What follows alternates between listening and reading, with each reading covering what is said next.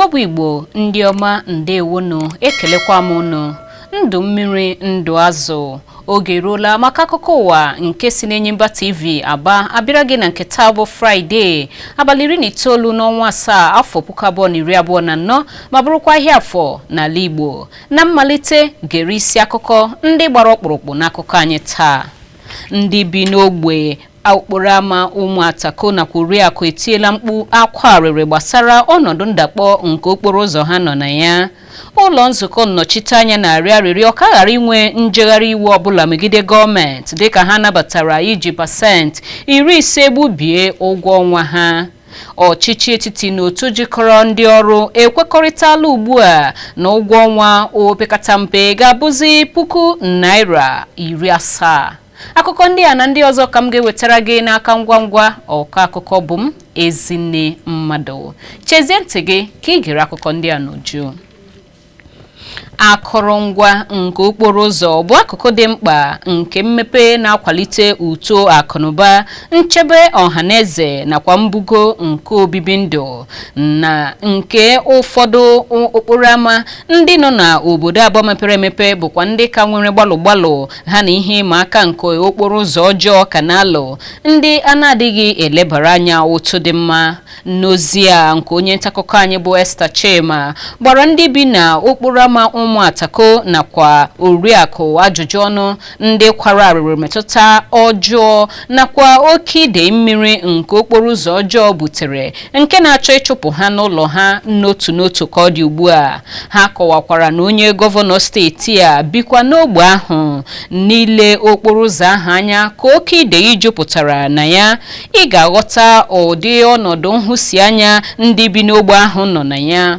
Ọtụtụ ndị kwuru okwu bụ banyere ya bụ ọnọdụ nke okporo ụzọ bụkwanụ ndị nke gụnyere Maazị Chisom Oburulọgụ na-agba ụgbọala keke nke ọ rịọrọ gọọmenti ka ha were aka ngwa ngwa gbatara ha ọsọ enyemaka n'ihi na ihe niile ha na-akụta n'okporo ụzọ n'ala ha ji na-arụzi ụgbọ keke ha n'ihi ụzọ ọjọọ. Mbakoro bụkwa ihe ọzọ nke ji mara ụzọ ọjọọ dịka o jupụtakwara n'okporo ụzọ nke Ụmụatako nakwa Oriakụ. Onye ọzọ metarala okenye n'ogige ahụ, Odoziakụ Oluchi, onye nwere ụlọ ahịa n'okporo ụzọ ahụ, kọwara na ya adịghịzi ere ahịa n'ihi na onweghị ụzọ ndị ahịa si abata ma zụrụ ahịa, ebe ihe ya na-emezi ugbu a bụ ị na-akwụ ụgwọ ụlọ ahịa n'efu. O teela ejiri tiwa mkpu gbasara okporo ụzọ Ụmụatako nakwa nke Oriakụ n'ihi na okporo ụzọ ndị dị mma dị oke mkpa maka uto nke akụnụba. Gọọmenti kwesịrị ilebara ọnọdụ nke okporo ụzọ abụọ ndị a anya. Anyị ka na-agakwa n'ihu n'ihe metụtara nchịkọta akụkọ banyere ogo inye ọkụ latrik n'obodo Aba bụkwa n'ebe ikikere ọkụ latrik ka bụkwa penyo n'ụfọdụ ogbe. Ndị bi n'okporo ama Winners na-ekwu na ọnọdụ inye ọkụ n'ogbe ha abụghị nke dị ha mma n'obi. Onye nta akụkọ anyị Chidimma mere gịnị, onye gbara ụfọdụ ndị ajụjụ ọnụ, bụ onye chịkọtara akụkọ a ma webata ya. Ihe gbasatara adịghị ezi ọkụ nakwa ọkụ adịghị chacha, ịzụrụ igwe transfọma na-enye ọkụ, eriri na-enye ọkụ nakwa ihe ndị ọzọ aghọọla ihe ejiri mara obodo Aba ugbu a. Otu onye na-ere ahịa n'ogbe ahụ bụ Dọkịta Ben bụ onye kwuru okwu ma gwa anyị ụdịrị ọkụ a na-enyewenye ha n'ogbe ha. Ọ gara n'ihu ikwuwa na ya bụ ọkụ ahụ anaghị anọ awa ole na ole tupu ya anyụọ pee. Ọ kọwakwara otu ọ dị ya n'obi banyere ụdịrị ọkụ a na-enye ha nke na-anaghị anọ ụbọchị ole na ole tupu ya laa kpamkpam. Muhammadu a ekwuola na nke ahụ amasịghị ya. Ọzọkwa, o nwedịghị oke azụmahịa na-aga n'ihu n'ebe ahụ taa n'ihi adịghị ọkụ bụ nke n'ebe ahụ. O meela ka ndị azụmahịa rie mbọmbọ. Ị kwesịrị inwe ezigbote ọkụ latrik tupu gaa bụrụ onye na-eme azụmahịa n'obodo Aba ebe a, ma ọ bụghị ya okpokoro ji ole nne gị kpokọrọrọ m. Ụfọdụ ndị mmadụ agala n'ihu ibe ebubo na-ekwuo na a na-ewetara ha ụgwọ ọkụ nọ n'elu ọjị nke a na-amaghị otu a ga-esi eme ya, nke na-eme ka ha gaa n'ihu na-echegbu onwe ha na-asị nke a osikwa n'ebe n'ihi na na ha ahụghị ọkụ mana ụgwọ ọkụ bụ ha na-akwụ ya karịa. Ọtụtụ ndị agakwala n'ihu n'obe ahụ ma na-ekwu ma na-arụ ụka na-ekwu na ọkụ latrik na ụgwọ na-ewetara ha na-adị oke ọnụ na ọ ga-adị mma ka ebututu nke ahụ. For some days na mahụtu ọkụ here somehow but the problem nwere wụla the bill dị too much. Etu anyị nọ here now ọkụ nọ problem anyị nwere wụla NEPA nọ but bill ya dị too much ka enwe ka reduce ya. Ụfọdụ n'ime ha gala n'ihu ukwu na ụgwọ ọkụ latrik a na-ewetara ha na-adị oke ọnụ nke ukwuu na o kwesịrị ka elebere ya anya nke ọma. Ịga n'ihu ime mkpesa bụ nke ndị mmadụ na-eme n'ogbe ahụ dịka ọ dị ugbu a emeela ka ya bụ ihe ka na-akawanye njọ. Ndị mmadụ na-ekwu na enweghị azụmahịa maọbụkwanụ ndị bi nga ahụ otu o kwesịrị ịdị ya bụrụ adịghị ọkụ. Ihe gbalụ a dịka ọ dị ugbu a ọnọdụ a etinyela ndị mmadụ na gbalụ bụ nke na-eme na ewetara ha ụgwọ ha ga-akwụ kwa ọnwa. Ọ na-eju ha anya nke ukwuu n'ihi na ndị bi n'ogbe ahụ emeela ka ya mata na ọ na-atụ ha n'anya ihe ha na-erighị eri ma na-asị ha kwụọ ụgwọ ya. Ha gakwara n'ihu ikwu na ile anya na ị gaghị ahụ ihe mgbalite ụkwụ maọbụ ihe ịga nke ọma otu o kwesịrị ịdị na mpaghara ahụ n'ihi na gịnị ebe ụfọdụ pụtakwara bịa kwuo na enwetụwala ihe ịga nke ọma n'ihe gbasatara ọkụ na ogbe ha ahụ na ha na-atụkwa n'anya ma na-ekwenyere na nke a ga-aga n'ihu. Onye nta akụkọ Chidimma mere gịnị? Ndewo Chidimma mere gịnị maka ịchịkọta akụkọ ahụ. Ka anyị gaa n'ihu n'akụkọ ọchịchị etiti nakwa otu jikọrọ ndị ọrụ bekee nweela nkwekọrịta na ụgwọ ọnwa opekata mpe ga-abụrụzi Naira 70. Nke a bụ mmụpụta nke pụtara na nnọkọ ikpeazụ dịrị n'etiti onyeisiala Bola Tinubu nakwa otu ndị ọrụ ndị bụ ndị nke enwepụtara ihe ndị nke ha chere n'obi ha na nnọkọ ahụ hiri odo na be onyeisiala dị n'Abuja mgbe ọ na-atụpenye ndị ntaakụkọ obi ọchịchị azụ n'ihe akpara banyere nkwekọrịta ahụ. Onye minista na-ahụ maka ozi bụ Alhaji Muhammad Idris kwuru na onyeisiala kọwara na gọọmenti ga-ewunyekwa ihe na ngalaba dịgasị iche iche n'ala Naịjirịa nke ga-eme ka ndụ ndị ọrụ ala Naịjirịa kakwuo mma ọkachasị ndị ọrụ bekee. Ka ọ dị onyeisi oche nke otu jikọrọ ndị ọrụ NLC n'aha mkpirisi Joe Ajero mere ka mara na otu jikọrọ ndị ọrụ jụrụ ajụ atụmatụ onyeisiala nke bụ ịkwụ Naira 250 na 50,000 ma gbalie ọnụ ahịa mmanụ patrol elu ebe onye ogbo ya bụ onyeisi nke otu TUC Festus Osifo kwuru na a ga-enyochakwa ihe metụtara ụgwọ ọnwa opekata mpe ọzọ n'ime afọ 3 na-abịa n'ihu. Ụlọ ọrụ ndị uwe ojii n'isi obodo Abuja gbalịrị igbochi ndị otu alaka akpọrọ JSC nke otu jikọrọ ndị ọrụ ụlọ akwụkwọ mahadum ọkwa ha gbakotere nakwa ndị nke na-abụghị ndị nkụzi NASU nakwa SANU ndị zukọtara na Abuja iji mee njegharị iwe gbasara ụgwọ ọnwa ndị otu ha aka ji eji. Dịka ndị ndu nke otu JSC malitere ịgwa ndị otu ha okwu n'ogige Unity Fountain, onye kọmishọna ndị uwe ojii n'isi obodo Abuja bụ Bennett Igwe ka akụkọ kwuru na ọ wụchara n'ogige ahụ ma doo aka na ntị na agaghị ekwe ka njegharị ọbụla gaa n'ihu. N'agbanyeghị arịrịọ niile nke ndị isi nke otu ahụ, ndị uwe ojii were ụgbọala ha ndị akwadebere maka ọgụ nakwa ụgbọala nke Hilux ha dochie ọnụ ụzọ ámá nke ogige ahụ ma gbochie ndị njegharị a ịpụ. Ndị ndu otu abụọ ndị a gwaziri ndị otu ha na ha ga-agazi naanị ha inyefe akwụkwọ ozi maka njegharị ahụ n'ụlọ ọrụ ministri na-ahụ maka ọrụ nakwa nkewapụta nke ohere ọrụ. Otu ụkpụrụ iwu na-achọ ka ehiwe ụlọ ọrụ kọmishọn na-ahụ maka ntụliaka ọchịchị kansụl agafeela nnụrụ nke mbụ n'ụlọ nzukọ sineti. Ụkpụrụ iwu ahụ gafere nnụrụ nke mbụ ahụ n'oge ọnụnọ nke ụlọ nzukọ sineti ka onye ndu ụlọ nzukọ bụ Okpeyemi Bamidele bụ onye kwuru okwu gbasara ya. Ụkpụrụ iwu ahụ na-achọ ka ehiwe nnukwu kọmishọn ntụziaka nke metụtara ntụliaka ọchịchị kansụl nke ọrụ ha ga-abụ ịhazi ntụliaka nke ọkwa onye isi oche nakwa ndị kanselọ na ọchịchị kansụl dị iche iche nakwa ime ihe ndị ọzọ gbasara ọchịchị kansụl dịka ụdọ nke 3 nke gọọmenti.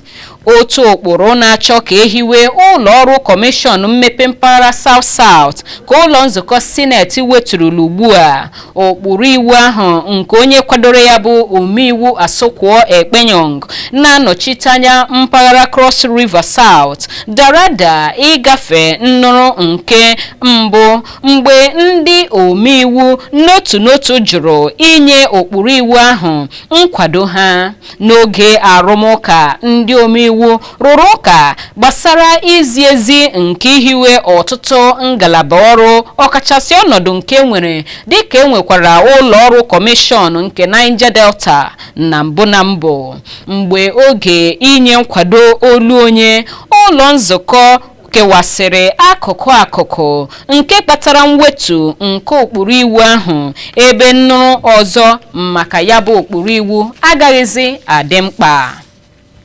Ụlọ nzukọ nnọchiteanya na-akwado ọchịchị etiti n'ego ruru narị nde naira 648 n'ime ọnwa isii nke ọ bụ iji pasentị 50 gbubie ụgwọ ọnwa ha iji nye nkwado nke nchekwa ihe oriri nakwa ụbara ya gbaa gburugburu ala anyị nakwa iji lebara oke iri elu ọjị nke ọnụahịa ngwa ihe oriri anya n'obodo a.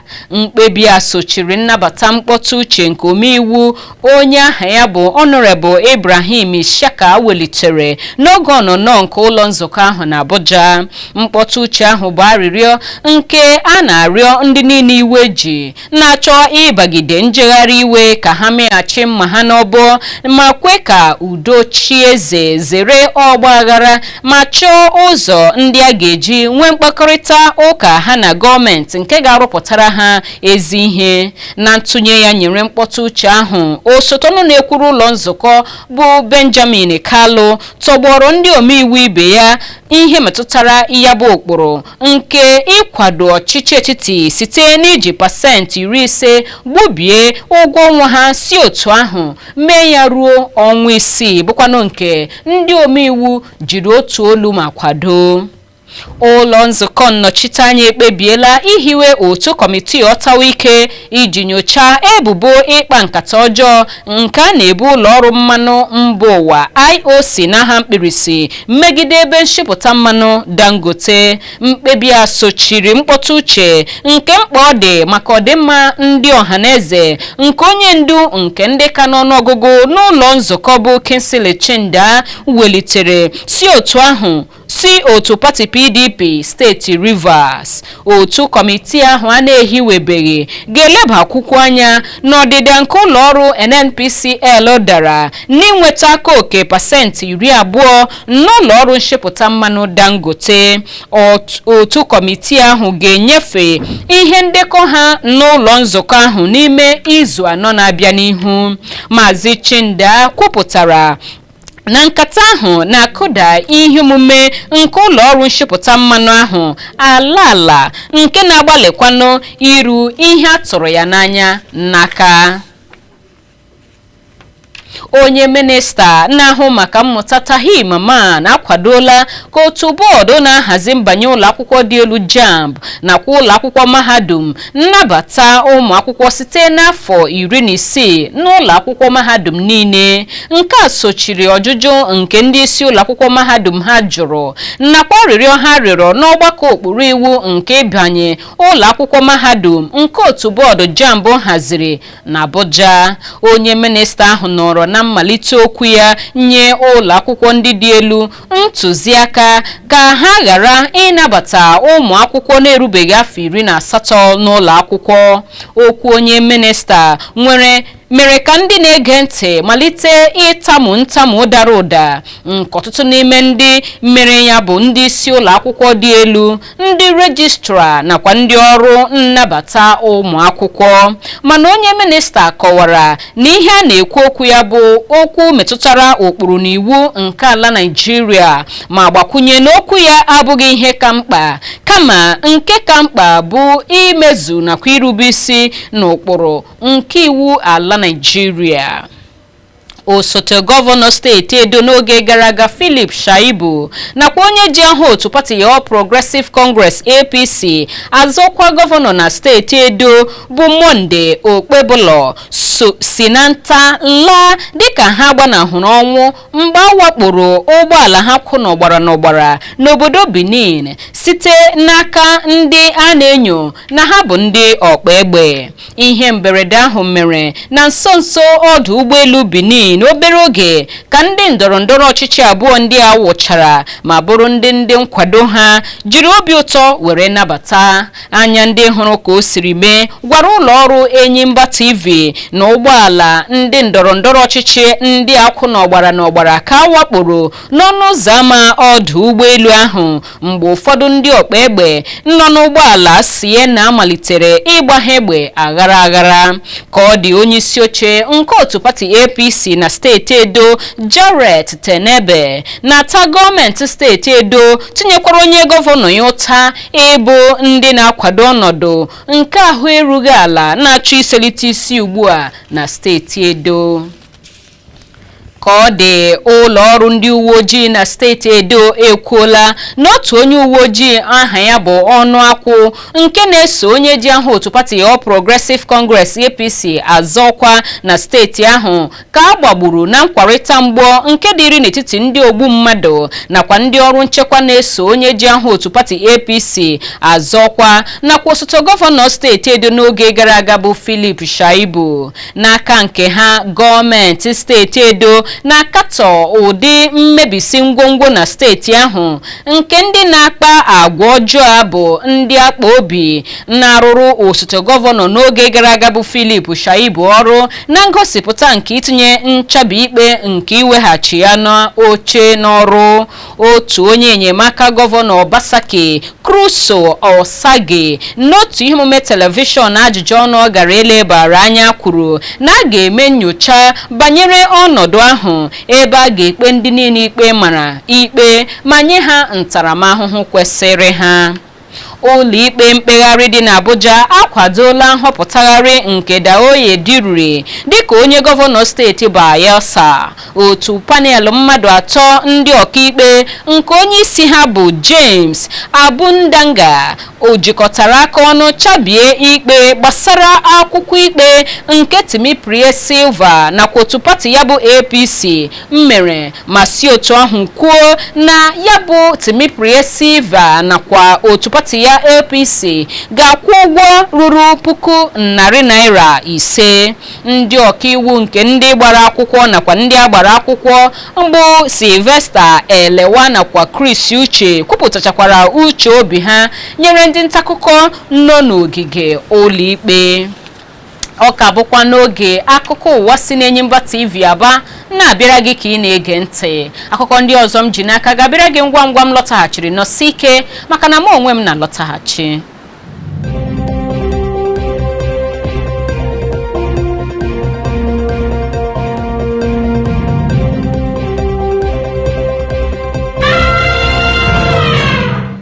Nnọọ ka anyị gaa n'ihu n'akụkọ ndị nke anyị ka ji n'aka ka fọrọ. N'akụkọ sitere mba ofesi, otu ụlọikpe dị na mba Kenya akwụsịtụla nzọụkwụ nke ndị uwe ojii na-achọ iwere ịmachi njegharị iwe n'isi obodo mba ahụ bụ Nairobi nakwa gburugburu ya ruo mgbe a na-amatabeghị. Ndị uwe ojii nyepụrụ iwu a na-arụtụ aka ọnọdụ nke enweghị onye ndu ha nọ na ya ugbu a, nke mere ka o sie ike inye nchebe ma gbakwunye na ndị omekome egbebatala na njegharị iwe ahụ ma weghara ya, nke meziri na ha amaghịzi ndị bụ ndị. Nke a na-abịa otu ọnwa njegharị ndị emere megide gọọmenti na mba ahụ nke dugara n'ọnwụ ọtụtụ ndị mmadụ. Ụlọikpe ukwu ahụ mechara kwụsịtụgodu iwu ahụ na-eru mgbe a nụchara otu okwu ikpe nke otu na-achụ nta ugwu ruru ndị mmadụ gbara. Njegharị ahụ malitere megide ụkpụrụ mbugo ụtụ isi ebe emechara wepụzie ya mana ihe niile agbakasịala ugbu a n'ihi akpọwakwala oku ka onye isi ala bụ William Ruto gbaa arụkwaghịm.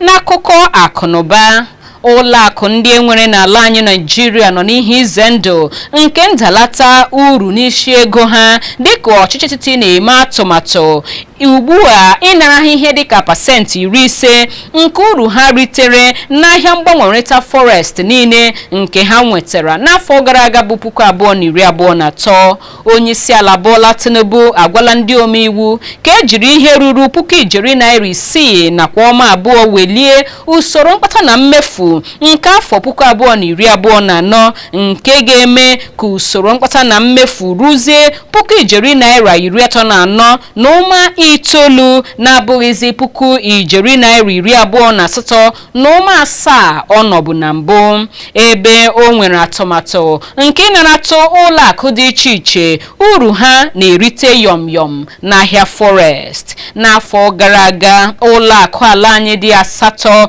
ritere uru $750 na $50,800 n'ahịa forest n'ihi mgbasapụ aka nke nwere n'oge ahụ.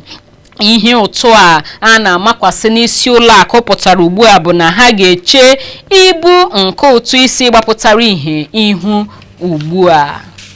N'ikpeazụ n'akụkọ egwuregwu, ndị ọkaibe mabutere iko nke AFCON afọ gara aga bụ enyi ndị Cote d'Ivoire awụferela otu egwu bọọlụ Super Eagles nke ala anyị n'ogo ọhụrụ nke otu FIFA wepụtara. N'ọtụtụ onye ụpa nke otu egwu bọọlụ Super Eagles gbara n'ịma aka ndị agbara maka ntozu oke na-aga n'ihu maka iko mba ụwa, Nigeria lọtụrụ site n'ịgba ndị 38 na-agbazi ndị 39 nọrọzie n'ogo nke 5 na kọntinent Afrịka. Otu egwu bọọlụ Super Eagles anọgidela na-akụ afọ n'ala kamgbe agbapụchara ha n'iko AFCON n'afọ gara aga nakwa n'ịma aka ndị ọzọ. Nke kacha wute bụ na onweghị ịma aka ntozu oke ọbụla maka iko mba ụwa otu egwu bọọlụ Super Eagles meriliri dịka ndị Liberia jiri ọkpụ goolu 2 merie ha n'abalị 13 nke ọnwa Nọvemba afọ 2021. Mma otu Nigeria gbagoro na-agba ndị nke 28 na nke iko AFCON gachara n'ọnwa Febụwarị, mana kamgbe ahụ ha esila ebe ahụ kụọ n'ala n'ime ihe metụtara ogo ugboro nke 3 bụkwanụ nke enyere na mbụkwa n'ebe ha na-enwetaghị onwe ha ma ọlị. Igbo ndị ọma ozuola ma gbachaa n'akụkọ ụwa nke taa, mana tupu anyị apịachie ya geghachi ntị n'isi akụkọ ndị ghọrọ anyị akụkọ taa. Ndị bi n'ogbe Ụmụatako nakwa Oriakụ etipụla mkpu akwa arịrị gbasara ọnọdụ ndakpọ nke okporo ụzọ ha nọ na ya. Ụlọ nzukọ nnọchiteanya na-arịọ arịrịọ ka a ghara inwe njegharị iwe ọbụla megide gọọmenti dịka ha nabatarala iji pasentị 50 gbubie ụgwọ ọnwa ha n'ime ọnwa 6 na-abịa n'ihu. Ọchịchị etiti na otu jikọrọ ndị ọrụ ekwekọrịtala na ụgwọ ọnwa opekata mpe ga-abụzi $70,000.